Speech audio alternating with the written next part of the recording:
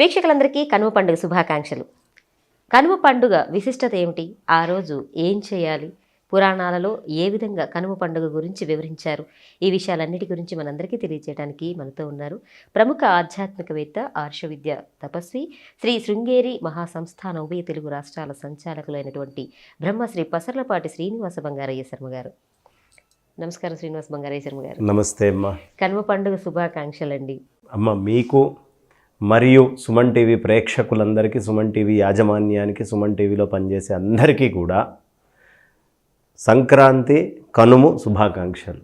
ధన్యవాదాలండి. ముందుగా భోగి పండుగ గురించి చాలా విషయాలు తెలియజేశారు. అట్లాగే సంక్రాంతికి సంబంధించి అయితే అసలు ఎవరికి మాకైతే అసలు తెలియని చాలా విషయాలు మేము తెలుసుకున్నాము. మరి కనుమ పండుగ గురించి కూడా, అంటే తెలుగు రాష్ట్రాల వరకు అయితే ఎలా జరుపుకుంటారనేది చాలామందికి అవగాహన ఉంటుంది. అన్ని రకాలుగా పురాణాల ప్రకారం ఏమన్నా ఉందా చరిత్ర అనేది? అట్లాగే మనకి ఇతర రాష్ట్రాల గురించి కూడా మీరు అన్ని విషయాలు తెలియజేస్తూ వస్తున్నారు. అట్లా కూడా ఏమైనా ఉంటే తెలియజేస్తారా? చాలా విశేషమైనటువంటి పూజ కనుమ పూజ. కనుమ పూజ విశేషం, చాలా ప్రత్యేకత ఉందమ్మా. ఏమిటండి? కనుమ రోజు గోశాలలు, పశు కొష్టాలు వీటన్నిటినీ బాగు చేయాలి. చేసి ఆవుల్ని, ఎద్దుల్ని, దూడల్ని అన్నిటినీ కూడా శుభ్రంగా స్నానం చేయించి తయారు చేయాలి. అంటే పశువుల పండుగ అంటారు, అందుకేనండి? పశువుల పండుగ ఇది ప్రత్యేకంగా తమిళనాడు వాళ్ళు ఈ రోజుకి బాగా చేస్తారు, మన ప్రాంతంలో తక్కువైపోయింది. జల్లికట్టు రావడానికి కారణం ఆ కథ కూడా చెప్తాను. ఏం చేస్తారు అంటే, చక్కగా పసుపు కుంకుమ అంతా చేసి పూజ చేసుకొని వాటన్నిటికీ, ఆ మొత్తం కొష్టాలన్నిటికీ, గోశాలన్నిటికీ కూడా తోరణాలు కట్టుకొని, మనకి శక్తి ఎక్కడి నుంచి వస్తుందమ్మా? ఇవాళకైనా నిద్రలేస్తే పాలు కావాలి, పెరుగు కావాలి, ఈ రెండు ఉంటేనే ఒంట్లో బలం వస్తుంది. ఆవు పేడ కావాలి, వాటి వల్లే సమృద్ధిగా మనకి ఈ పొలాల్లో పంటలు ఇవన్నీ పండుతున్నాయి. ఎద్దులు కావాలి, అవన్నీ తిరిగితే తప్ప రావు, ఎద్దులు ఉంటే తప్ప కొత్త ఆవులు పుట్టవు. అంటే మన భారతదేశపు ఎకానమీ చాలా మటుకు ఆవు ఎద్దు మీద ఆధారపడి ఉంది. వ్యవసాయం అంతా ఎద్దుల మీదే. ట్రాక్టర్లు వచ్చినా సరే పేడైతే ఎద్దుదే కావాలి. ఎందుకంటే గడ్డిని ఎరువుగా మార్చేటటువంటి అంత గొప్ప ఎరువుగా మార్చే లక్షణం ఆవులకి ఎద్దులకే ఉంది. గొర్రెలు వాటికి కూడా ఉంటుంది. కాబట్టి ఈ పండగ పశువులకు సంబంధించి ప్రధానంగా చేస్తారు. దీంట్లో కారణం ఏమిటయ్యా అంటే, బ్రహ్మదేవుడు ఇవాల్టి రోజున ఒక అద్భుతమైనటువంటి ఈ గోసంతతిని గోష్ఠాష్టమికి సృష్టి చేసి, ఆ గోష్ఠాష్టమి అంటే కార్తీక శుద్ధ అష్టమికి సృష్టి చేసినటువంటి ఆవుని అది ఇచ్చి జనాలందరికీ శక్తి వచ్చిందట. ఆ వచ్చినటువంటి శక్తితో సంక్రాంతి జరుపుకొని, ఆ సంక్రాంతి అయిపోయిన తర్వాత రుణం తీర్చుకోవడానికి ఏమిటి బ్రహ్మదేవుడు చేసింది అంటే, గోవును సృష్టించినప్పుడు ఆయన చేసినటువంటి పని మనుషులందరూ ఇట్లా బక్క చిక్కిపోయి శక్తి లేకుండా మేమేమిటయ్యా ఇంత నిర్వీర్యంగా తయారు చేసావని ఆయన్ని వేడుకున్నారట. ఓహో, వీళ్ళకి ఏం చేయాలి మరి అని ఆలోచించి అమృతం ఇద్దామా అనుకున్నాడు. కానీ ఈ మానవులకి అమృతాన్ని అరిగించుకునే శక్తి ఎక్కడుంది? వీళ్ళకి లేదు అని అమృతాన్ని తాను తాగి, అందులో ఉండేటటువంటి సారాన్ని బయటికి తీసి, ఆ సారము ఆవు అనేటటువంటి దాని యొక్క సృష్టి, దాని యందు ఆ అమృత సారాన్ని పెట్టాడట స్వామి. పెట్టి ఆ పాలు అనేటటువంటివి, అందులో వచ్చేటువంటి నెయ్యి, ఈ సారమంతా కూడా మనకి అమృత తుల్యమై శక్తివంతమవుతుంది. అది ఈ కనుమ రోజు పూజ చేసుకోవడానికి గోష్ఠాష్టమికి ఆయన సృష్టి చేసి కనుమకి అందరికీ శక్తి వచ్చి చేసుకున్నారు. ఇది ఒకటి. రెండు, ఇంటి ముందు కుచ్చులు పెట్టుకుంటాం. ఏది? మన జొన్న కుచ్చులు, సజ్జ కుచ్చలు, వరి కుచ్చులు. పంట తీసుకున్నాక ఇంటికి పంట వచ్చింది కదా, మరి ఇవన్నీ బయట కట్టేస్తాం. ఎందుకు కట్టేస్తున్నాం అంటే, పక్షి పూజ. పశు పూజ ఒకటే కాదు, పక్షి పూజ. ఇందాక పశువులకి మంచిగా అలంకారం చేసుకున్నాం. అదే తమిళనాడులో ఈ కొమ్ములకు కూడా పసుపు రాసి, ఆ పైన చిల్లర పైసలు కట్టి వాటిని వదిలేస్తారు. ఆ వదిలేసినటువంటి చిల్లర పైసా ఎవడు తీసుకొని వెళ్తాడో వాడు ఆర్థికమైనటువంటి సంపత్తి. అంటే ఈ ఆవుల నుంచే నాకు డబ్బు వచ్చిందనే విషయం గుర్తుండడం కోసం ఈ క్రీడను పెట్టారు. దానికోసం సుప్రీంకోర్టు కాదన్నా వెళ్ళి బీచ్ దగ్గర కూర్చొని యోధుల్లాగా, సమర వీరుల్లాగా మళ్ళీ మన ధర్మాన్ని దాంట్లో ఎవరు ఏలు పెట్టినా ఊరుకోమని ఆర్డినెన్స్ తెచ్చుకొని మరీ చేసుకున్నారు జల్లికట్టుని. కాబట్టి అంత విశేషమైనటువంటి ఆట ఈ జల్లికట్టు అనేది. ధర్మానికి అంత ప్రాధాన్యత ఉందమ్మా. ఎంతమంది కూర్చున్నారమ్మా ఆ రోజు ఆ జల్లికట్టు కోసం. అలా చక్కగా పశుపూజ, పక్షి పూజ. ఈ పక్షులు పాపం మనం పంటంతా పండించుకున్నాం, పండించుకున్నప్పుడు మనకు ఆహారం రావాలంటే పక్షులు దాని మీదకి రాకూడదు. అవి వచ్చి పక్షులు తినకుండా ఉండడానికి మనం మధ్యలో బొమ్మలు కట్టి చప్పుళ్ళు చేసి ఎవరో ఉన్నారనే భావన వాటికి కలిగి ఎగిరిపోతూ ఉంటాయి. అలా పక్షులని రాకుండా వాటిని హింసించి ఇబ్బంది పెట్టి కష్టపెట్టినందుకు గాను, మంచి పని కోసం వాటిని కష్టపెట్టినా అమాయకంగా వాటి ఆహారం కోసం వస్తుంటే ఆపాము. ఈ పాపం మనకి రాకూడదు అని ఈ కుచ్చులన్నింటినీ తీసుకెళ్ళి దేవాలయాల్లో అన్ని చోట్ల కడతారు. ఎంత రుణం తీర్చుకుంటున్నారు చూడండి. దేవాలయాల్లో కూడా కడతారు. దేవాలయాల్లో కూడా కట్టాలి. అయితే ఇప్పుడు చాలా మటుకు తగ్గిపోయింది.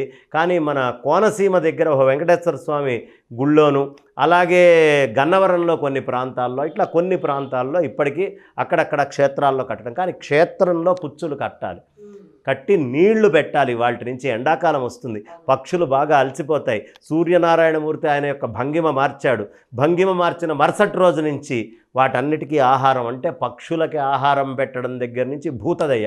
ఎంత భూతదయ చూడమ్మా. అసలు ఇలాంటి సంప్రదాయం కానీ ఇలాంటి ఆచారాలు ఉన్నటువంటిది కానీ ఇంకే మతంలో అయినా ఉంటుందా?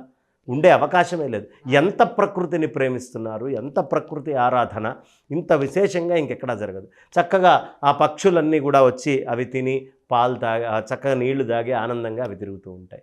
ఇలా పశు పక్షులన్నిటినీ కూడా పూజించుకునేది.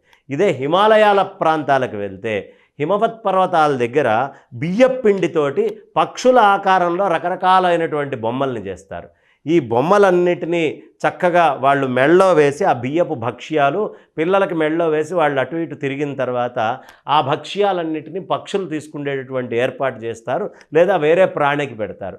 కాబట్టి తద్వారా ఈ పిల్లలకు ఉండే పీడలు పోతాయి. పీడ అనే రూపంతో పక్షికి భోజనం పెట్టిస్తున్నారు. నీకేదో అవుతుందిరా అంటే ఖచ్చితంగా వాడు ఏం చేయమన్నా చేస్తాడు. అలా చూపిస్తూ పక్షులకి వాటికి అన్నిటికీ సంప్రదాయంగా మనకి చేయడం అనేది ఇంకా ఈరోజు చేయాల్సినటువంటిది. పొద్దున్నే ఆడవాళ్ళు స్నానాలు ఇవన్నీ పూర్తి చేసుకొని మొత్తం అయిపోయిన తర్వాత గ్రామము బయట ఉండే చెరువుల దగ్గరికి, చెట్ల దగ్గరికి వెళ్ళి వీళ్ళు కొన్ని జొన్నలు, సజ్జలు ఇట్లాంటివన్నీ తీసుకొని వెళ్ళి పక్షులకి చూపించి వాటన్నిటికీ ఆహారంగా పెట్టాలి. ఖచ్చితంగా ఈ కనుమ నాడు అది చేసి తీరాలి. చెరువులంటే మరి బాగా అలంకరించుకొని వెళ్ళాలి. ఎలా పడితే అలాగా. చెరువుల దగ్గర చెట్లు ఉంటాయి. ఎక్కడ చెరువు ఉందో అక్కడ చెట్లు పచ్చగా ఉంటాయి, అక్కడ పక్షులు కూడా ఎక్కువ ఉంటాయి. కారణం ఏంటంటే వాటి ఆహారం అక్కడ నీళ్ళల్లో కనిపిస్తూ ఉంటుంది కదా. కాబట్టి అలా వెళ్ళి ఈ జొన్నలు, సజ్జలు ఇవన్నీ చల్లడం, ఇదంతా కూడా పండగ. ఇంటికి వచ్చినటువంటి చుట్టాలు, అల్లుళ్ళు వీళ్ళందరూ వస్తారు. సంక్రాంతి రోజు బొమ్మల కొలువులు పెట్టుకున్నాం. బొమ్మల కొలువుల్ని బ్రహ్మాండంగా పెట్టుకొని మన సంస్కృతిలో ఉండే దేవతలు అన్ని రూపాలని అక్కడ చూపించాం. ఇవన్నీ చేస్తూ ఇంటికి వచ్చిన బంధువుల్ని కనుమ రోజు వెళ్ళనివ్వరు. కనుమేమిటి, తర్వాత రోజు ముక్కనుము, ఇవాళ కూడా వెళ్ళటానికి వీలు లేదు అని చెప్పి అందరూ క్రీడల్లో పాల్గొంటారు. ఆటపాటలతో సంతోషంగా గడుపుతూ ఉంటారు. ఏది భోగి, సంక్రాంతి, కనుమ మూడు కూడా ఆటపాటలతోటి సాగేటటువంటి మంచి రోజులు.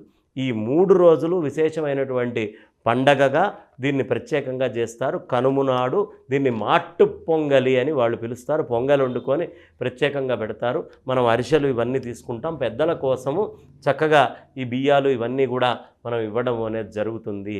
కాబట్టి వచ్చినటువంటి పంటని నలుగురితో ఎలా పంచుకోవాలి అనే విషయాన్ని తెలియపరిచేటటువంటి పండగే ఈ భోగి, సంక్రాంతి, కనుమ. సంపదను ఒక్కడివి తీసుకోవటం కాదయ్యా, నలుగురికి పంచాలి, నలుగురు ఆనందంగా ఉండాలి, ఆ నలుగురిలో ఆనందంగా నువ్వు కూడా ఉండాలి అని చెప్పే పండగ. కాబట్టి ఈ భోగి, ఈ సంక్రాంతి, ఈ కనుమకి ఇంత ప్రాధాన్యత మనం ఇస్తామమ్మా. ఇంకొక సందేహం అండి, కనుమ రోజున ప్రయాణాలు చెయ్యకూడదు అంటుంటారు. కాకి కూడా ప్రయాణం చేయదు అనే సామెత ఎందుకు వచ్చిందంటారు? వాస్తవానికి ఒక్క సూర్యనారాయణమూర్తి ఆయన యాక్సిల్ మార్చుకొని పక్కకు వెళ్తున్నాడు. ఉత్తరాయణం అంటే కాలం మారుతోంది, సీజన్ మారుతోంది. ఎప్పుడైనా సీజన్ మారేటప్పుడు రోగాలు అనేవి వస్తాయి. ఈ ప్రయాణం చేసేటటువంటి వాడు ఎక్కడైనా మధ్యలో రోగగ్రస్తుడయ్యే అవకాశం ఉంటుంది. అధికంగా తిన్నందువల్ల రోగగ్రస్తుడు కావచ్చు. ఏ విధమైనటువంటి రోగము వచ్చినా మీకు ఎలా అయితే హాస్పిటల్లో చేర్చినటువంటి పేషెంట్ని 24 to 48 hours అబ్జర్వేషన్ అని పెడతారో, అలాగే ఈ వచ్చినటువంటి వాళ్ళు రకరకాలైనటువంటి భోగభాగ్య వస్తువుల్ని తీసుకున్నటువంటి వాళ్ళు పూర్తిగా జీర్ణమయ్యేదాకా, వాళ్ళు ఆరోగ్యంగా బలంగా ఉన్నారనే రూఢి వచ్చిందాకా మరుసటి రోజే పంపించడము అనేది చెయ్యరు. వాళ్ళ ఆరోగ్యం వాళ్ళ బాగు కోరి వాళ్ళందరినీ ఉంచుతారు. మరీ ముఖ్యంగా ఆడపిల్లలు అల్లుళ్ళు వస్తే అసలు పోనివ్వరు. ఈ పోనివ్వకపోవడానికి వాళ్ళ ఆయుష్ని కాంక్షిస్తున్నారు కాబట్టి ఆ ఆయుర్బలం కోసం వాళ్ళని ఇంట్లో ఉంచుకొని చూసుకుంటారమ్మ. ఎన్ని విషయాలు ఉన్నాయండి మన పండుగల్లో, మన సాంప్రదాయంగా మనకు అందించిన ప్రతి ఒక్క అంశంలోనూ కూడా చాలా సామాజిక అంశాలు ముడిపడి ఉన్నాయి. అందులో అందరూ కలిసి జరుపుకునే ఈ పండుగలంటే నిజంగా సంతోషించు, అందరూ కుటుంబం అందరూ కలుస్తారు, ఊరంతా సందడిగా ఉంటుంది. మీరు చెప్పిన ప్రతి విషయం కూడా ఒక్కొక్క చోట ఒక్కొక్కలా జరుపుకుంటున్నా కూడా అందులో ఉన్న ముఖ్యమైన అంశం వచ్చి అందరూ కలిసి జరుపుకునేది పండుగ. కనుమ పండుగ అందులోనూ మనమే కాదు, మనతో పాటు జీవించే పక్షులకి అలాగే జంతువులకి అన్నిటికీ కూడా మనం భూతదయ కలిగి ఉండాలి అనే ఒక మంచి సదుద్దేశం అనేది మన పెద్దలు మనకు అందించారు అని చెప్పి అతి ముఖ్యమైన అంశం అనేది మా అందరికీ కూడా తెలియజేశారు. ఇంటి ముందు ముగ్గులేస్తున్నాం కదా, అవునండి, ముగ్గులు బియ్యపిండి కలుపుతాం కదా, అసలు భూతదయ నిద్ర లేవంగానే ఆ చిన్న చిన్న చీమలు వచ్చి అక్కడ అన్నం తింటంతో ఆరంభం అవుతుంది. ఇది భూతదయ భారతీయులది. చాలా చక్కగా తెలియజేసిన ధన్యవాదాలండి. విన్నారు కదండి కనుమ పండుగ విశిష్టత, కనుమ పండుగ రోజున ఏ ఏ ప్రదేశాల్లో ఏ విధంగా జరుపుకుంటారో అవన్నీ కూడా మనందరికీ కూడా చక్కగా తెలియజేశారు కదా బంగారయ్య శర్మ గారు. ఈ వీడియో కూడా మీ అందరికీ నచ్చుతుందని ఆశిస్తూ కనుమ పండుగ శుభాకాంక్షలు తెలియజేస్తూ నమస్తే.